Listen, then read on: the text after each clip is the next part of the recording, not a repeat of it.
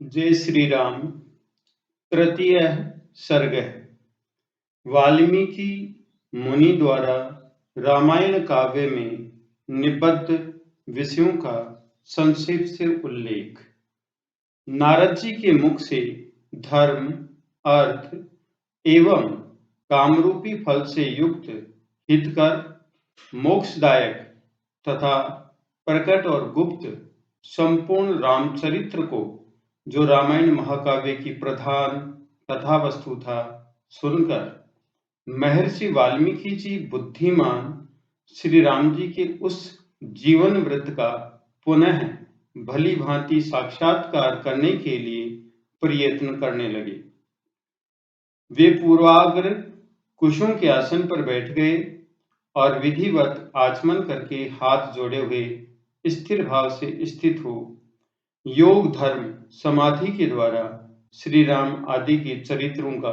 अनुसंधान करने लगे। श्री राम, लक्ष्मण, सीता तथा राज्य और रानियों सहित राजा दशरथ से संबंध रखने वाली जितनी बातें थी,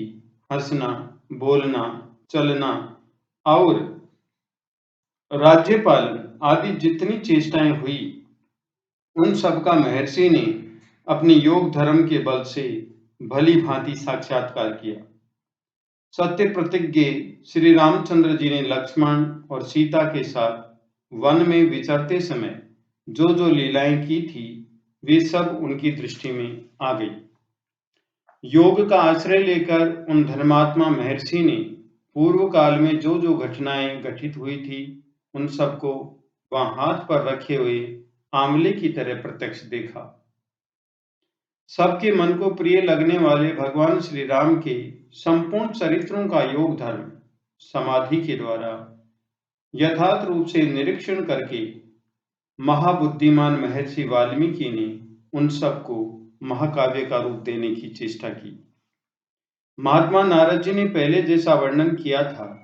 उसी के क्रम से भगवान वाल्मीकि मुनि ने रघुवंश विभूषण श्री राम के चरित्र विषयक रामायण काव्य का निर्माण किया।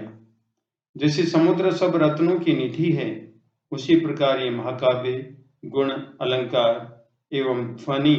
आदि रत्नों का भंडार है। इतना ही नहीं, ये संपूर्ण श्रुतियों के सारभूत अर्थ का प्रतिपादक होने के कारण सबके कानों को प्रिय लगने वाला तथा सभी के चित्त को आकृष्ट करने वाला है। ये धर्म, अर्थ, काम, मोक्ष रूपी गुणों से युक्त तथा इनका विस्तार पूर्वक प्रतिपादन एवं दान करने वाला है। श्री राम के जन्म, उनके महान पराक्रम, उनकी सर्वानुकूलता, लोकप्रियता, क्षमा, सौम्य भाव तथा सत्यशीलता का इस महाकाव्य में महर्षि ने वर्णन किया। विश्वामित्र जी के साथ श्री राम लक्ष्मण के जाने पर जो उनके द्वारा नाना प्रकार की विचित्र लीलाएं तथा अद्भुत बातें घटित हुई, उन सब का इसमें महर्षि ने वर्णन किया। श्री राम द्वारा मिथिला में धनुष के तोड़े जाने तथा जनक नंदिनी सीता और उर्मिला आदि के विवाह का भी इसमें चित्रण किया। श्री राम परशुराम संवाद, दशरथ नंदन श्री राम के गुण, उनके अभिषेक, कैकेयी की दुष्टता, श्री राम के राज्याभिषेक में विघ्न, उनके वनवास, राजा दशरथ की शोक विलाप और परलोक गमन, प्रजाओं के विषाद, साथ जाने वाली प्रजाओं को मार्ग में छोड़ने, निषाद राजगुरु के साथ बात करने तथा सूत सुमंत को अयोध्या लौटाने आदि का भी इसमें उल्लेख किया गया। श्री राम आदि का गंगा के पार जाना, भरद्वाज मुनि का दर्शन करना, भरद्वाज मुनि की आज्ञा लेकर चित्रकूट जाना और वहां के नैसर्गिक शोभा का अवलोकन करना, चित्रकूट में कुटिया बनाना, उसमें निवास करना, वहां भरत का श्री राम से मिलन के लिए आना, उन्हें अयोध्या लौट चलने के लिए प्रसन्न करना, श्री राम द्वारा पिता को जलांजलि दान, भरत द्वारा अयोध्या के राज सिंहासन पर श्री रामचंद्र जी की श्रेष्ठ पादुकाओं का अभिषेक एवं स्थापन, नंदीग्राम में भरत का निवास, श्री राम का दंडकारण्य में गमन, उनके द्वारा विराट का वध, शरभंग मुनि का दर्शन, सुतीक्ष्ण के साथ समागम, अनसुया के साथ सीता देवी की कुछ काल तक स्थिति,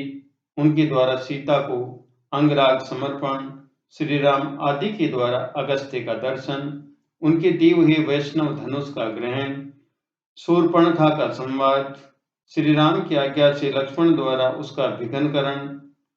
उसकी नाक और कान का छेदन, श्री राम द्वारा खरदूषण और तिरसरा का वध, शूर्पणखा के उत्तेजित करने से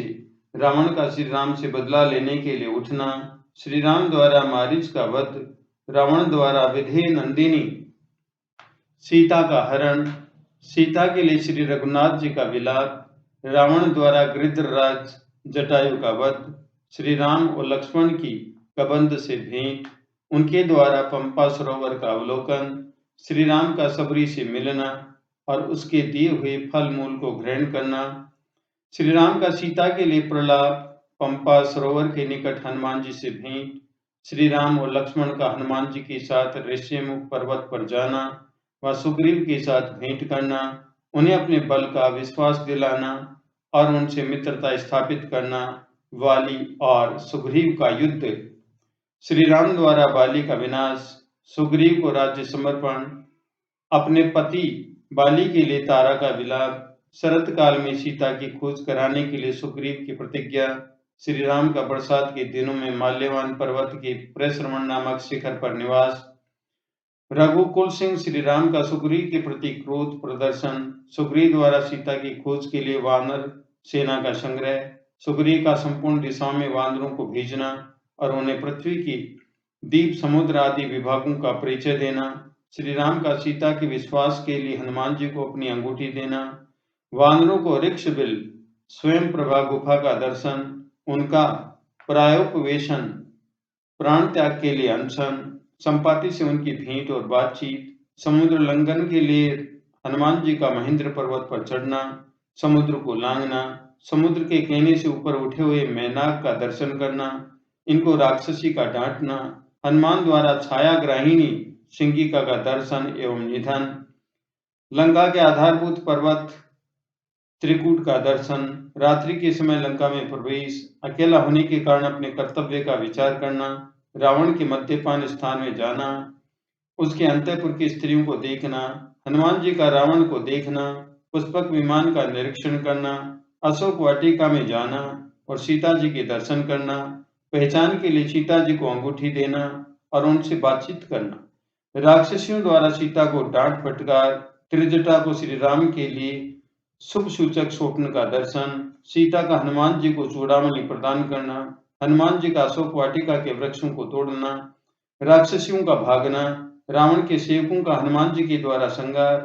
वायुनंदन हनुमान का बंदी होकर रावण की सभा में जाना, उनके द्वारा गर्जन और लंका का दहन, फिर लौटती बार समुद्र को लांघना, वानरों का मधुवन में आकर मधुपान करना, हनुमान जी का श्री रामचंद्र जी को आश्वासन देना और सीता जी की दी हुई चूड़ामणि समर्पित करना, सेना सहित सुग्रीव के साथ श्री राम की लंका यात्रा के समय समुद्र से भेंट, नल का समुद्र पर सेतु बांधना, उसी हेतु सेतु के द्वारा वानर सेना का समुद्र के पार जाना, रात को वानरों का लंका पर चारों ओर से घेरा डालना, विभीषण के साथ श्री राम का मैत्री संबंध होना, विभीषण का श्री राम को रावण के वध का उपाय बताना,